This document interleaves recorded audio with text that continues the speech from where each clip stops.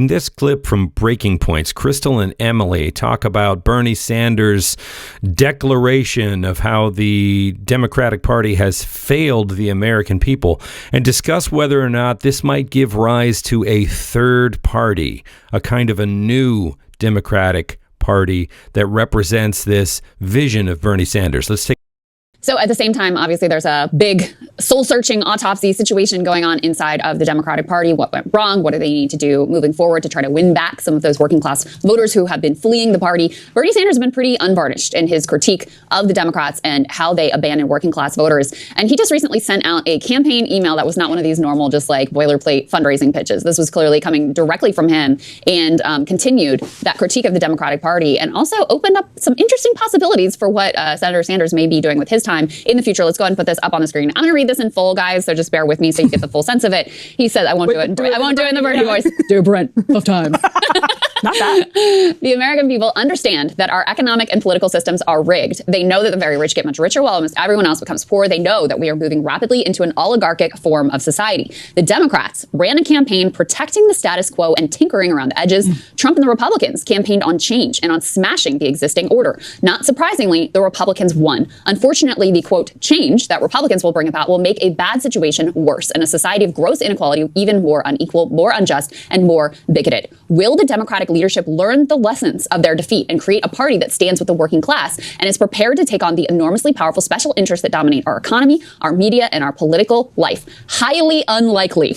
They are much too wedded to the billionaires and corporate interests that fund their campaigns. Given that reality, where do we go from here? That is a very serious question that needs a lot of discussion in the coming weeks and months. How do we expand our efforts to build a multiracial, multi-generational working class movement? How do we create a 50-state movement, not politics based on the Electoral College and battleground states? How do we deal with Citizens United and the ability of billionaires to buy elections? How do we recruit more working class candidates for office at levels of government? Should we be supporting independent candidates who are prepared to take on both parties? How do we better support union organizing? How do we put together listening sessions around the country that intentionally seek input from people who did not vote for Democrats in the last election? How do we best use social media to build our movement and combat the lies and disinformation coming from the billionaire class and right-wing media? How do we build sustainable and long-term issue-based organizing structures that live beyond individual campaigns? These are some of the political questions that together we need to address, and it is absolutely critical that you make your voice heard during this process, not me, us. That is the only way forward in solidarity, Bernie Sanders. So obviously, Emily, this caught a lot of attention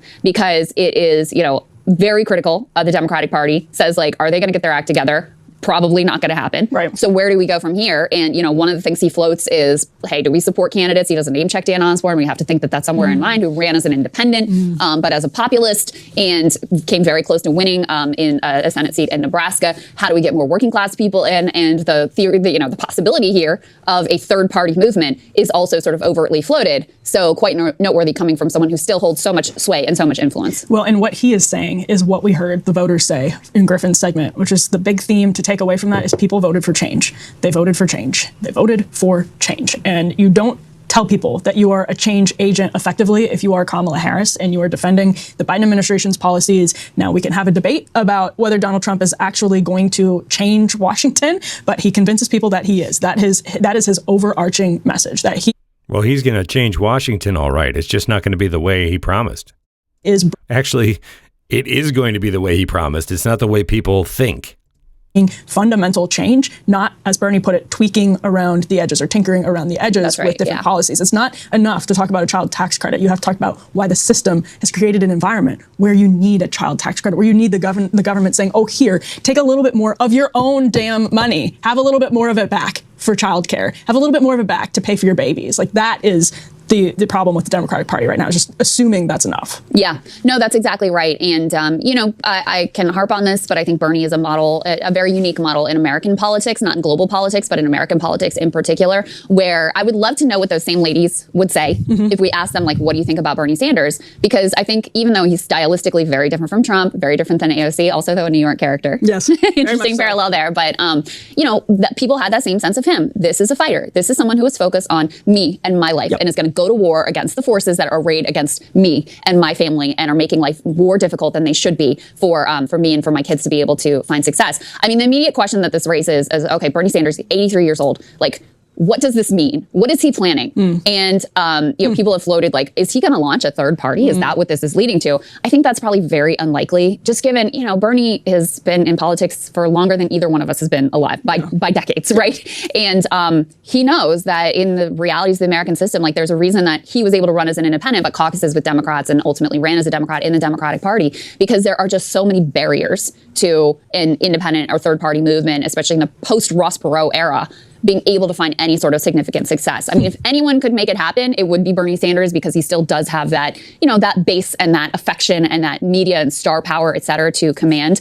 I personally think it's unlikely that at this point in his life, he's going to go in that direction, but I am curious to see what he has in mind for his next act. I can tell you, I saw him speak, last week, week before? I can't remember. Anyway, I saw him speak recently, and he's still got it. Let me tell you, there is no mental decline there going on. He is 83 years old, but mentally he is still extremely sharp and extremely powerful. So this could be a really interesting development here. As clearly evidenced by how acutely specific and on point that email that they read earlier on is. Bernie Sanders he's just a great mind in politics. He's been saying the same thing all along, and by God, he is right. He should be threatening them with it, even if he's not serious. It's like Trump with tariffs. Like, he should absolutely be threatening a third party, because someone has to put the fear of God into the Democratic elite. And they will, it's the same thing that Republicans are dealing with in the MAGA age, whereas Donald Trump, not so serious about draining the swamp on some issues, but the Department of Justice, he's very serious about throwing a metaphorical grenade into the Department of Justice. And so what you see is this internal battle over, people like Bernie Sanders, who are legitimately a threat to the Democratic Party establishment. Donald Trump, who's legitimately a threat to the Republican Party establishment. Even 8 years into Trumpism in the Republican Party, it is still a tug of war between the establishment, RNC type elites that say they own this party, and they'll give Trump a little here and there. They'll say nice things about him in public, but they're still going to battle for, they're going to protect their people at the end of the day. So it's obviously not easy, and it's a decade plus long process if you really want to reform the party. And who knows what happens to the Republican Party after Trump? And who knows even under Trump what happens to the Republican Party this next time around? But he's right to make the threat, because if you don't make the threat, they have no incentive to do anything, as we were about to discuss with Bill Clinton's reaction. Yes, that is exactly right. And just before I get to that, I think on the one hand, one of the things that has always made it more difficult for a Bernie Sanders style left populist movement to succeed is that it offers a direct threat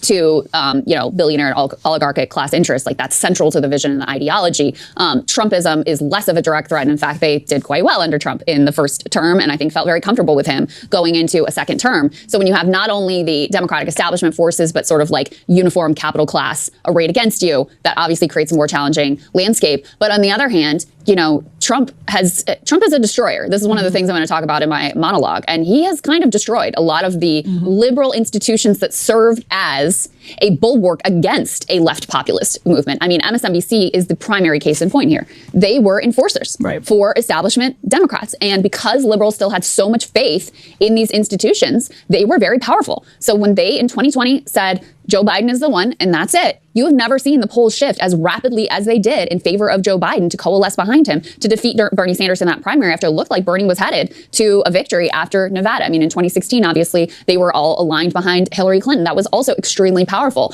And that institutional trust with liberals has really been broken and degraded. And the institutions themselves have really been broken and degraded. So there just isn't as much there to block some other left movement. Now, do I think that that is what's likely to unfold and that the Democratic Party is likely to be taken over by some left populist movement or third party to rise or whatever? I don't think it's likely.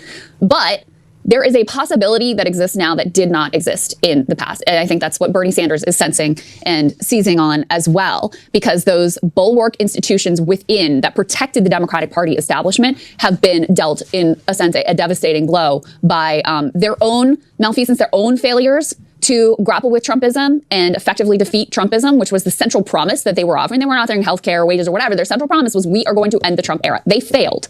And that has really been a devastating blow for their credibility and, their institutional trust. So, it is a totally new world with new possibilities out there than there was before. They failed, and they failed even harder. This was the same moment that everyone could recognize in 2016 and 2017, and Bernie Sanders recognized it then. Yeah. You have the former Secretary of State, this huge figure for decades in Democratic politics, getting beat by the host of Celebrity Apprentice. He was hosting Celebrity Apprentice less than a year before. Like, you know what I mean? Yeah. I mean, I guess just under 2 years before. But I mean, it should have been the wake up call. And instead they doubled down on Russia and bigotry and blaming voters. And so they're at another one of those crossroads. And, Bill Clinton seems to be ready to go down one direction. Bill Clinton, of all people, by the way, who was sounding the alarm in 2016 about them not leaning into class politics, about his own wife's campaign not leaning into class politics and getting their clock cleaned in certain areas that should have been problematic to them. And he's ready to. I thought this answer was kind of interesting. It was a little, when I listened to it, it was a little different than what I expected from him. So let's go ahead and play this exchange with Jonathan Capehart and former President Bill Clinton, and then we can react on the other side. In demonizing all establishments and all people who wear a tie like you and me to work and have a good education, we are breaking down the legitimacy of not only people who may be too sanctimonious and too set in their ways in the past, but also people who actually know things that are very important for us today and very important for our continued growth and prosperity and harmony. So it is a little bit of a mask-off moment there, because Bill Clinton has always positioned himself as a populist, even as he embraced an ideology that was frankly very technocratic. Totally. And I mean, that's really is at the core of neoliberalism, is an anti-populist sentiment of just hand it off to the technocrats and let us handle it. Yeah. And, I do think it's important that you have people who are smart and knowledgeable and know what they're doing and, have done the research and all of those sorts of things. But, here he really is aligning himself, as he in reality did in his campaign and in his political time, with the sort of, buttoned up credentialed elites. Yeah. There was another moment where Capehart asked him this question that I thought was I didn't think the question was really fair, the framing of it. He says to him, Bernie Sanders says the party wasn't progressive enough. Do you agree? Mm-hmm. And Bill Clinton first says, no, I don't agree. And they did the CHIPS Act and the infrastructure bill, and this was in red areas. But what I think Bernie's talking about is corporate power. Yeah. And on that, he basically says, I think he's right. And so it was kind of interesting to me that Bill Clinton, in a sense, kind of corrected Capehart that, his critique, and Bernie never says, the party wasn't progressive enough. Yeah. He says the party abandoned the working class and did not, fight against these oligarchic forces. And, Bill Clinton is, in his own way, sort of there's a part of that I do actually agree with. That's an excellent point. And I think that's really interesting coming from Bill Clinton. But I want to hear what you think in the comments. We're all reeling from the results of this election, and I think that Bernie Sanders is 100% right that the disparity of wealth is at the very bottom of the pyramid in terms of where we need to start in terms of addressing some of these ills. Let me know what you think in the comments. Agree, disagree. Let's hash it out.